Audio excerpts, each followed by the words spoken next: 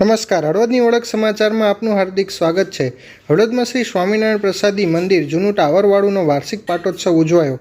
હળવદમાં આચાર્ય મહારાજ શ્રી કૌશલેન્દ્ર પ્રસાદજી મહારાજના આશીર્વાદથી મૂળી ધામના શ્રી મોટાસન દાસજી સ્વામીના શિષ્ય સદગુરુ શ્રી પ્રભુચરણ દાસજી સ્વામી તેમજ સદગુરુ શ્રી ભક્તિપ્રકાશ દાસજી સ્વામીની પુણ્ય સમરા હાથે તેમજ સદગુરુ શ્રી મહાનુભાવાનંદ સ્વામી નિર્મિત 180 વર્ષ પુરાતન્ય શ્રી સ્વામિનારાયણ મંદિર જૂનું ટાવરવાળુનો વાર્ષિક પાટોત્સવ અંતર્ગત સંતવર્ય સ્મૃતિ મહોત્સવ તેમજ તારીખ 12 થી 16 માર્ચ સુધી શ્રીમદ સત્સંગી ભૂષણ પંચાહન પારાયણ હળવદમાં સ્વામિનારાયણ ભગવાનના પાવનકારી પગલાં છે ત્યાં સામંસર તળાવના કિનારે વક્તા શાસ્ત્રી ભક્તિનંદન દાસજી સ્વામી દ્વારા પારાયણ યોજાઈ। આ પાટોત્સવના મુખ્ય યજમાન અક્ષર નિવાસી ઘનશ્યામલાલ છગનલાલ સોની પરિવાર હળવદ રહેલ।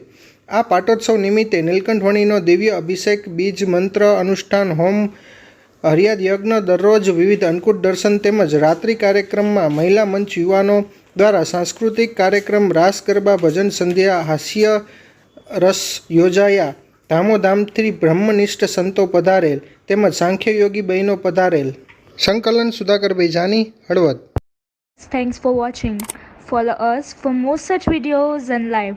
Also, don't forget to like, share and subscribe to our channel.